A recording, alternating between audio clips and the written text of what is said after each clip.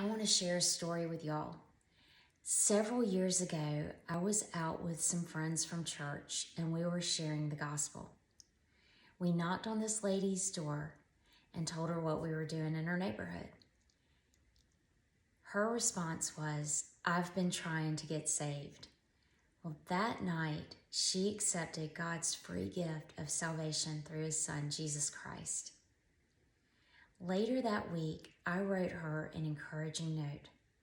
Now, fast forward several years, I had not seen that lady, and I was working at our local food bank. I looked down at the paperwork in front of me, and the name on the paperwork was the same as that lady that I had met that night. When she sat down in front of me and we looked at one another, we immediately recognized one another. And she said, "You're that lady that came by and shared the gospel and wrote me that encouraging note."